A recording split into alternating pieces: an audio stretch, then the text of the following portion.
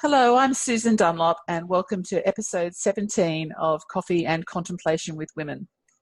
Today we have a tricenarian, a woman who is 30 from Noosa here in Queensland. Madi is speaking with me today, and we've been trying to line this up for a few weeks, so therefore the gap in the podcast series. But you know me, I'm going with the flow. So welcome, Madi. Thank you, Susan. Yeah, thank you for joining me. So Madi gave me a little bit of a background. So she is the middle child of five. She grew up here. She grew up in country Victoria and Noosa, and has been to a boarding school in Brisbane as part of her education. She's lived in Western Australia and out in country Roma here in Queensland. Madi has achieved her Bachelor in Early Childhood Education and is currently in the process of studying her degree in psychology, whilst at the same time she has two daughters, a 3-year-old and 2-year-old.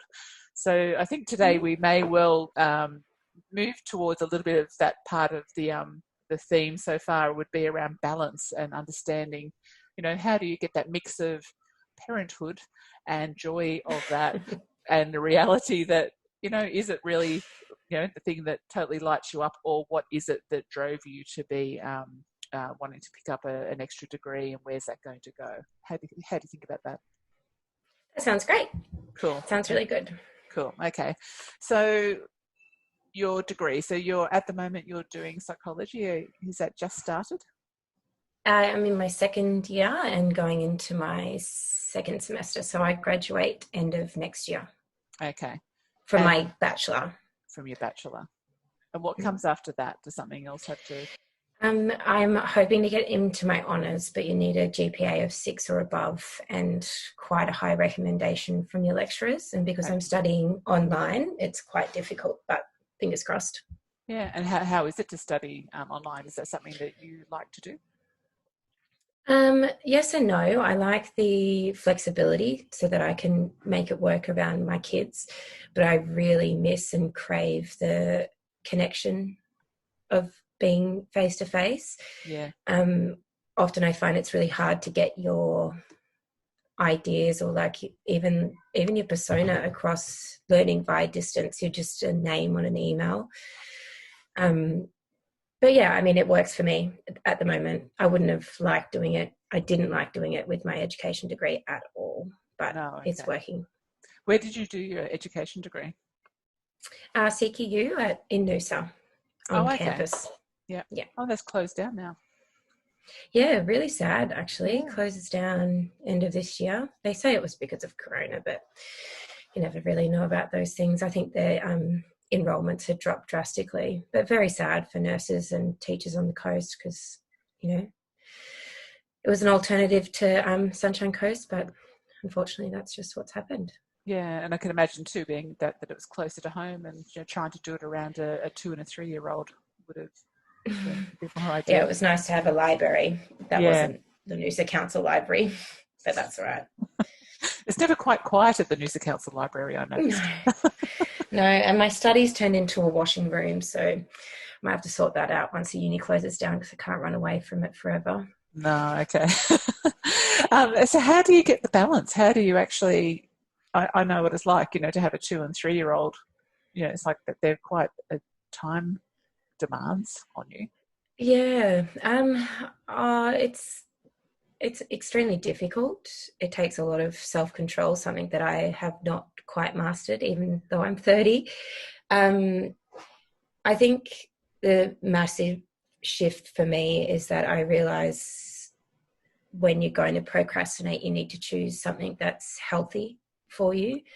So going for a run or going to the beach or going for a walk, even just popping to the shops as opposed to something else that would be lengthy and, you know, take you away for longer periods of time, like going to the pub. Okay. So in my time that I have, which is limited when the kids are at daycare, I really knuckle down and I don't really have a choice. I just have to get it done. Yes, okay. So that's just part of it. The balance is very difficult. It's more the a lot of mothers talk about guilt, that mum guilt, but I've come to realize it's not guilt about being a mother, it's guilt about time. Everyone just feels so guilty about time all the time. Yeah. Like, am I spending enough time doing this? Am I investing enough time in this? I wish I had some more time to do this. So time management sort of helps alleviate some of that guilt. Yeah. And we talked earlier, just in that sort of, off air sort of chat, that you're saying, which I think a lot of people know, there's that, we all fall into our mum role, and, we're not educated into becoming mums. We become mums. So how do you feel in terms of, is that how you've decided to actually put yourself under this pressure now to actually add the study earlier rather than wait till they've grown up, or how did it work for you? Yeah, I suppose when Elsie, my oldest, was born, I had quite a bit of, I guess, an identity crisis that I had never heard other mothers talk about. And I was almost mourning the person I was before because they're gone forever. I know a lot of people say, oh, you can get them back, but you can't, because your mind isn't wired that way anymore, which I think is great. That's obviously an evolutionary adaptation for survival. But I just found, especially after Billy was born, Billy was extremely ill in the beginning. And when she became healthy, I found myself really struggling with my identity again. And also, like what I said before, with feeling guilty about time, I knew I would have that same guilt and that same pressure, but I wanted it to be contributing towards something positive for me. So that's why I went back to study, because I can attribute that anxious feeling about my time spent, I can attribute it to study as opposed to something to do with mothering, which I think was really a very conscious choice for me. Also, I'm at home. So like, I'm not going to be at home doing nothing. It's just, I felt myself going down a path that was very familiar, yet I've been there so many times that I see the precursors. And if I put things into place early, then I can go back the other way. Whereas if you ignore it and continue, that's when you become pretty stuck, and it is very hard to get out of that place. Yeah. As I said, I mean, I have seen quite a few people try to get that balance, and a lot of people will sign up for a course and not even make it through the first semester. So what do you have? Do you see that? Do you see other people peel away from the courses that you're doing? Yeah, I do. I probably see it in my course. A lot of people have left and gone to social work. I think that's because social work is a lot more of a practical application, where it's like a human services sort of thing, whereas psychology is quite ambiguous in the career path that you're going to take. So that happens a lot. But I guess online you don't see the peel away, because you're not sitting in a classroom and wondering, oh, where's Susan that was here every week for the first 6 weeks, she's gone. But yeah, I don't know. I think a lot of people will get to the end of The Bachelor and not follow the extended path. Yeah. Which is a bit sad, because a lot of people are more than capable. It just takes a bit of I was going to say leap of faith, but that's really corny. But it just takes a bit of self-confidence to try. I would love to do child psychology. Okay. Ideally, that's always been my dream, to have my own practice in Noosa. But my second option, because the first option is extremely long, expensive and arduous and very hard to accomplish, my second option would be to do something within the school framework in early childhood around social and emotional intelligence. Okay. And how to be successful at school regardless of how you're feeling, or how to interpret the way you're feeling and react appropriately to situations, etc. So I know, I work in schools, and I know they're trying really hard, and this is a new avenue that they're exploring. but I would love to see it more explicitly taught, especially to the kids who need it the most, you know, because like the children who can't emotionally regulate are the ones who will probably switch off during the lessons. So like I would love to do something that would be really targeted towards, I suppose, kids in need. Yes, okay. You know? Yeah. Yeah. Actually, that's come across in the theme from, we had a young lass, Lucy, who was 18, and she was talking, she's actually decided to go into education as well. She was waiting for to be released from, where is she in Dolby, to get down to ACT, to get to uni, to start. But yeah, she was talking about that whole, the need for opening up the avenues of conversation in an appropriate way with the younger children at school. So you were talking earlier too that you mentioned that you were sent to boarding school. What was that all about? I had quite a tough primary school time in primary school, and a pretty difficult time in high school as well. As an adult now, and more so probably as a mother, and I have a lot more understanding about myself. I'm very emotional, and I'm very reactive, and my face it's very obvious on my face. My emotions are pretty much painted on my face, and I've tried really hard, but I've come to accept that that's just the way I am. And I understand the way children work, and that reaction, if it's given, people will constantly seek it. So I had a lot of troubles with bullying in primary school, moved to high school, and I suppose with puberty and adolescence, I became quite volatile. And then I can't really recall the exact details, but I think the school might have had a meeting with mum and dad, or mum and dad might have said, this is a better idea for you to go and do this.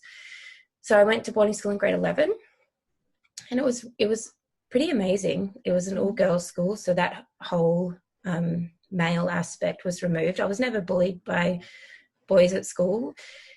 I always felt probably more comfortable running around on the footy field because no one really cares what you're doing out there.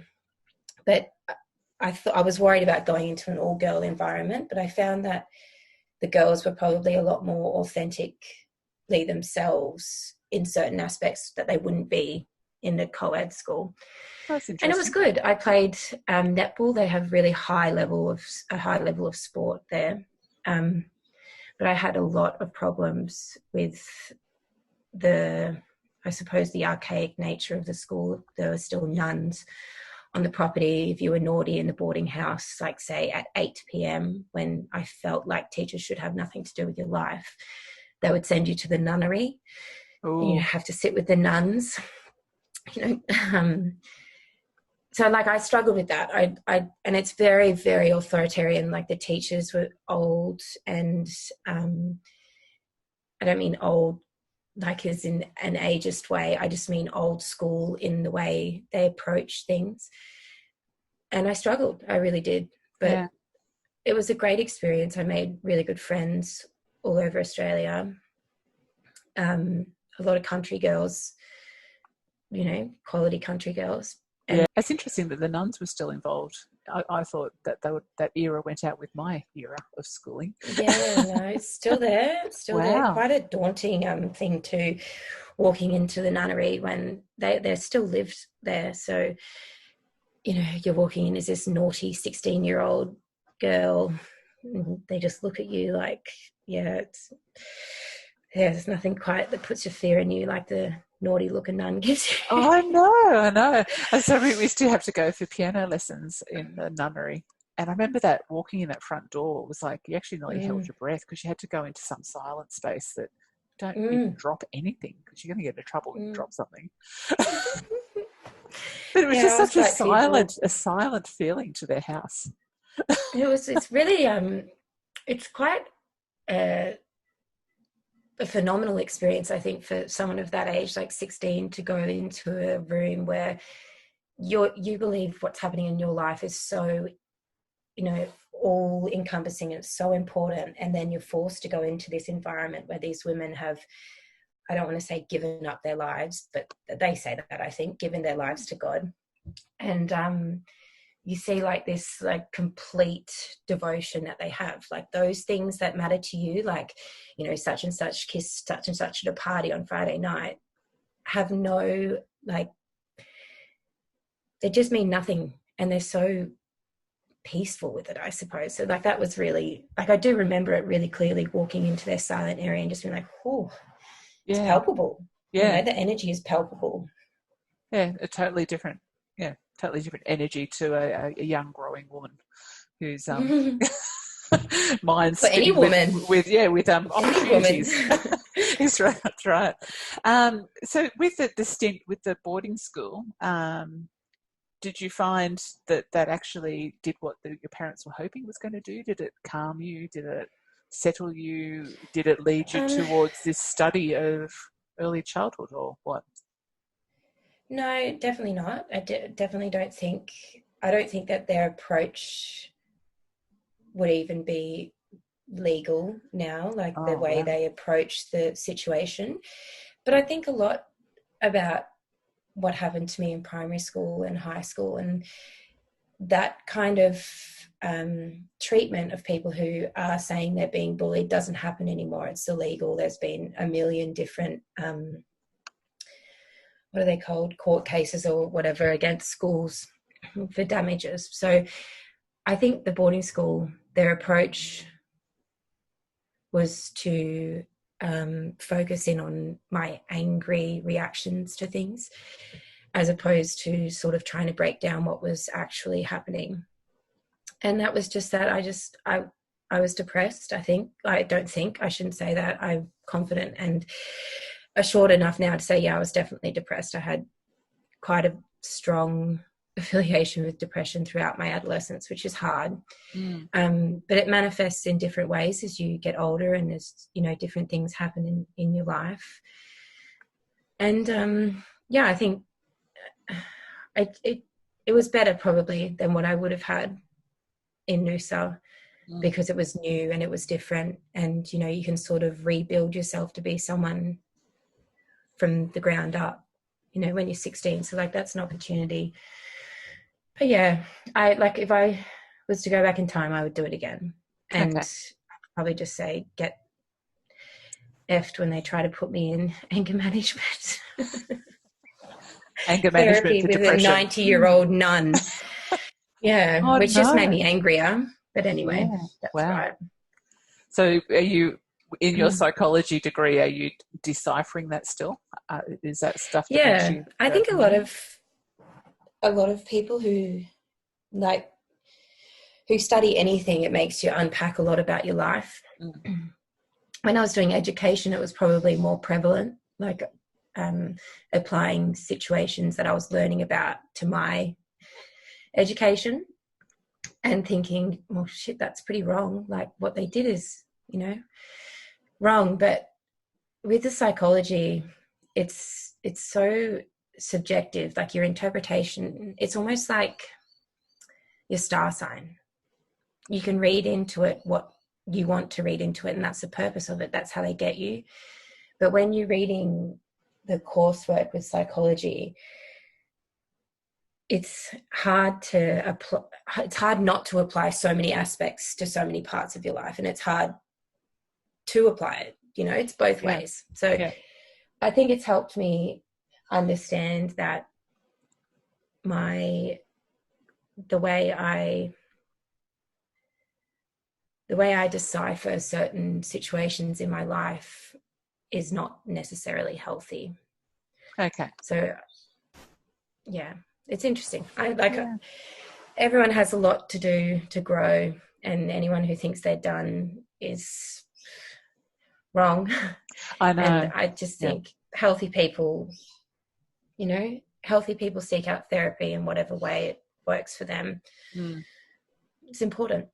Yeah, I know. When I was doing the course that I did, the life coaching course, I remember that's what they said to us, was like, this whole first year, you actually are going to be your own client, pretty much, because you're sitting there and you're listening to all these people being coached as part of the pracs and stuff, thinking, oh my God, that's me.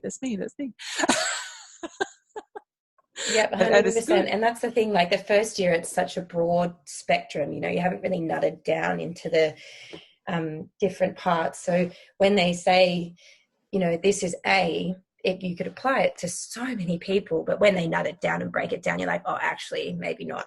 But Yes. basic Yeah. principles of things, yeah, 100%. I'm Yeah. like, oh, Yeah. that's that person. Do they give you support in the course for you to actually to do that sort of unpacking about yourself? Because obviously it Yeah, is that yeah, type of they're thing. really good.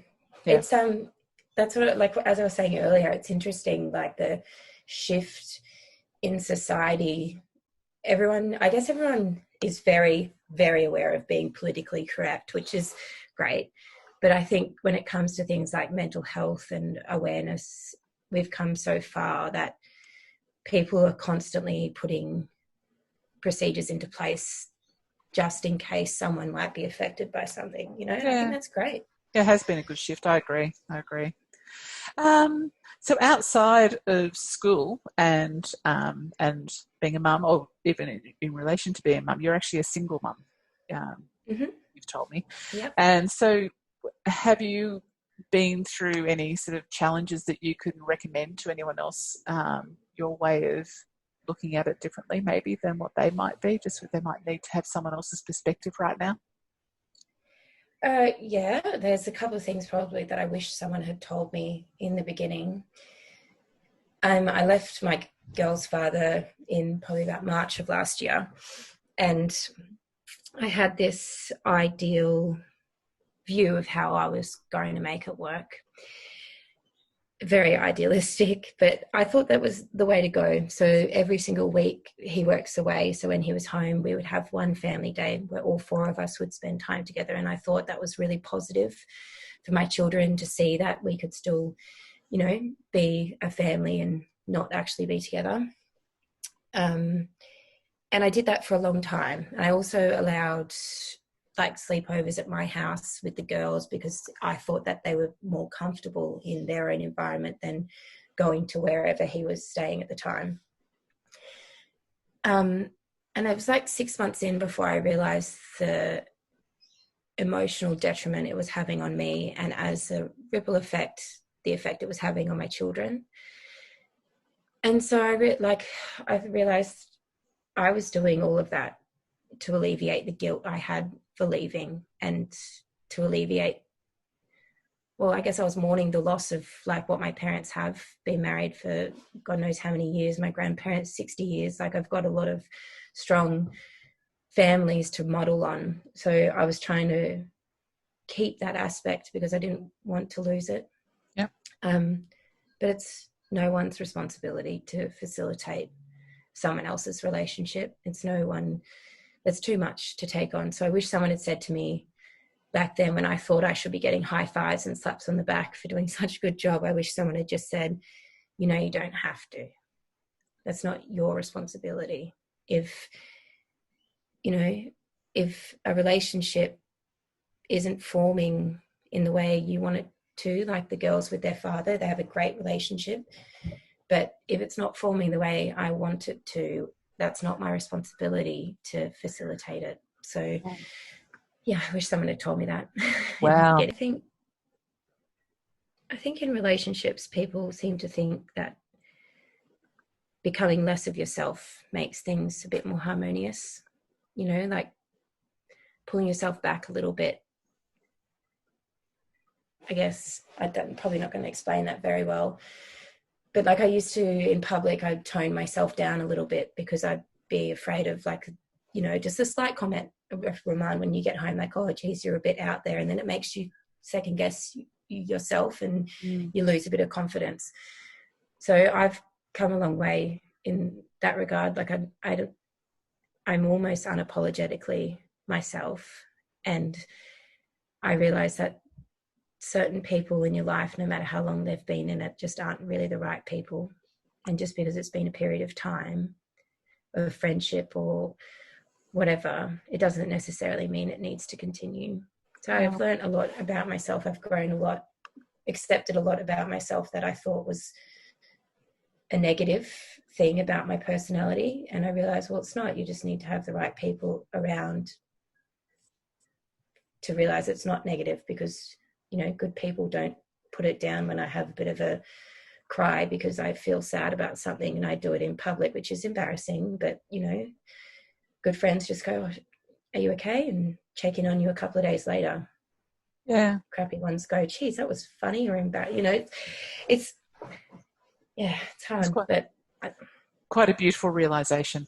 I was thinking, you know, looking at you from, you're sort of close to the age of my daughters as well. So, you know, to understand that you're actually, the point of a relationship isn't to sort of, have parts of you disappear, because obviously you came together as the two unique beings that you were. And the point is to actually take that and grow stronger, like not to actually diminish one for the benefit of the other. Yeah, you see it. I see it with friends. And,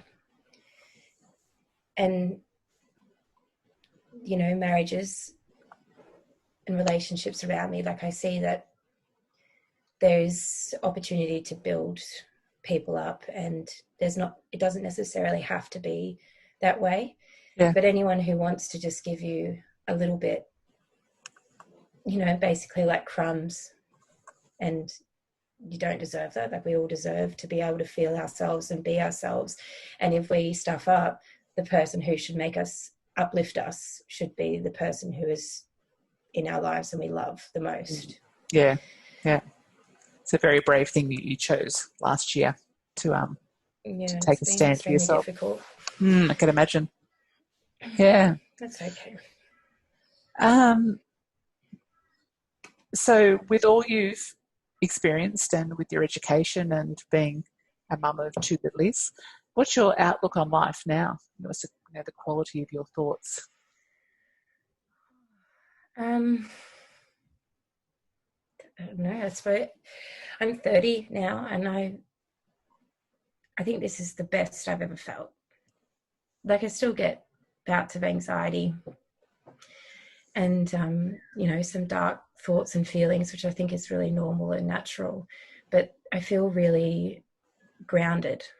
Okay. And I think I see quite a big change in my children as a result, which is really nice, because last year was really hard. Billy's sickness was extremely difficult. Elsie was only 18 or 19 months, and I was just emotionally like flatlined, you know. So it's been a hard, my motherhood, is that the right word? It's been an extremely tough gig so far, and it's only been 3 years, but I feel like it's kind of behind me now, and I can just experience the normal tough parts of motherhood. Okay. Which is nice. Yeah. I know that sounds slightly negative, but like, when you have the experiences I had, I look forward to just, you know, the normal. I don't look forward to it because it drains my soul, but like, you know, like the normal 2-year-old tantrums and the 3-year-old fights and those sort of things. It's nice to just experience life in a normal way. Yes. I feel emotionally regulated.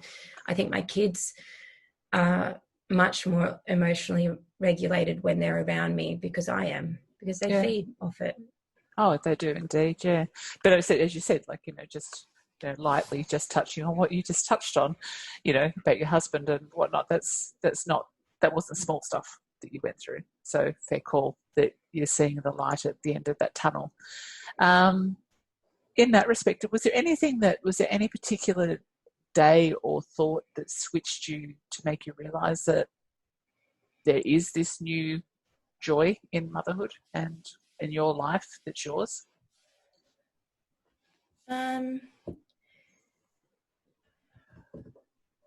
Yeah, I suppose Billy had congenital heart disease when she was born, and we nearly lost her a few times. And it was extremely difficult. And it went for about 6 months to a year. A lot of hospitalizations and open heart surgery, and a lot of fear and trepidation, just constant, that constant fear. And I remember telling myself, you know, if you just knuckle down and don't experience your emotions for this period of time, that's the best thing you can do for her, to support her. Because if you're a puddle of mud, then it's not going to help anyone, because you've got to make these big decisions for the baby.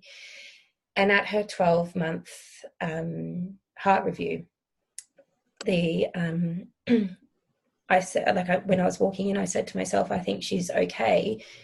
Now you need to prepare for what's coming, because you can only put everything away for so long. So that's probably the big turning point. But a lot of people, I suppose, would talk about turning points in a positive way. And it is, but I had to experience an extremely dark, very emotional, I don't want to say this because I don't want people to think that having mental health problems is indulgent, but I was finally allowed to indulge myself to feel those big, scary feelings. But I did a lot of therapy. I did hypnotherapy, and I went and saw a psychologist. I tried to make good choices, and I started to slowly get better and regain control over, what happened, like to understand that, that might have happened, but I suppose a bit of PTSD about it all. Like, it was a tough time. But that's probably when the doctor was like, yep, her heart's great, looks good. I've just fell apart, when other people probably would celebrate because they've been falling apart for months. And then I came out the other side, and I feel really good. Yeah. So in terms of you having two daughters, I asked this question a few times to people. So, what piece of advice would you give either of your daughters that you wish you'd been given by your mum? Let yourself feel what you need to feel when you need to feel it, and don't be ashamed of it. That's probably my number one thing for my kids, is I just want them to be emotionally intelligent enough to understand what they're feeling. Maybe not why, because that's really difficult at such a young age. And to be confident enough within themselves to talk about it with someone. It doesn't have to be me, their sister, or their cousin or something. That's probably my most important thing for them. Oh, that's lovely. Absolutely lovely. Hey, we're going to wind up. That was very easy again, once as usual, to go through our half hour. Have you got a quote or a mantra that gets you through tough times or makes you stay on track? When you asked me about this recently, I remember being an adolescent, and my constant mantra was, this too shall pass. And it was because I was so emotionally volatile in situations, I thought it was the end of the world. And then I would think about 6 months in the future when I would feel better. And it really helped me. I'm past that now, which is really nice. And now my favorite one is probably by Florence Given, and it is, growth requires accountability. And I think that's really important. A lot of people, it's only 3 words, but a lot of people think growth is about reflection. And it is 100%. But if you really want that big growth within yourself, you need to be accountable for your faults and, your shortcomings, or even, your good things that you thought were negative. You just need to be accountable if you want to grow. And I'm working on it. I'm trying. Yeah. Wow. Okay. Yeah, it's just that letting it come to the surface, isn't it? Where rather than keeping some of the stuff hidden and tucked away, letting some of it up. It's nice to think you're growing because you're, doing something, but the ugly stuff is really where growth happens. Yeah. Oh, that's lovely. Gosh, they're 3 words. Hey, and what's your favourite song? Have you got any fond memories attached to it? Yeah, it's probably changed over the years. It used to be Johnny Cash, Jackson, but I find now every time Piano Man comes on, I'm just very, very happy, plastered smile across my face. It just reminds me of my parents and my siblings, and just growing up, probably mum and dad's barbecues with all their friends around. Everyone gets excited and sings. It just has really nice, happy feelings. Yeah, it's a good song. It is. I think that would actually very multifaceted. I think it would be that type of song that would be. Yeah, I remember it for all the years of us growing up as well. So, goodness, when did he even sing it? I've no idea. Must have been the 70s. Anyway. I have no idea. But things like American Pie, every time it comes on, I go, oh, God, turn it off, like I know. repetitive songs that constantly come up at weddings and 21st and all of those things that you hate, but Piano Man's just never been one. Every time it comes on, everyone's happy to hear it. Yeah. Can you play an instrument at all? Have you ever tried to No, play? I played saxophone in primary school. I'd love to pick it up again, but no, can't sing or dance for... I just have got to pictured say that word. tinkling on the ivories during Piano? the Piano Man. No, I'd love to. I've always wanted to be able to do something impressive like that. I find that so impressive. Yeah, I know. We did it when we were very young, but I don't have that gift anymore to just be able to pick up something from my memory. I'd have to actually find music to do it. But no, I think my neighbours would hate me if I tried to start playing saxophone again. I actually live next door. He's like on the other side of the garden away from my office, a saxophonist, and he practices every afternoon at 2:00. I did not know that was the word for it. Saxophonist. I feel like that sounded very professional, me making that up. Yeah, it does. Thank you. You've taught me one. Did you make it up? I might have, so be careful. Don't saxophonist. It sounds really nice. That's a good one. Thank you. Mr. Saxophone, as he's known. But anyway. Oh, God. It's quite nice having that in your garden, though. I don't mind having a saxophone. Well, that's only because he's good at it. Oh, yes. Imagine a rookie here. Yeah, that would be bad. But hey, Maddie, I really appreciate that we got together. We didn't follow any of the formal sort of idea of questions because obviously you did have a story there to share. And I think people will take some snippets away from that, for different sections of their life they're going through right now that, might just make them think a little bit differently or ask themselves questions. So that's the point of all of this is, sharing stories so that other people might just contemplate how they might have answered that question or dealt with something differently to how they have already. So, I just want to say thank you on behalf of me and the listeners for joining me today. Thank you, Susan. It was very pleasurable. No children at daycare, so very easy.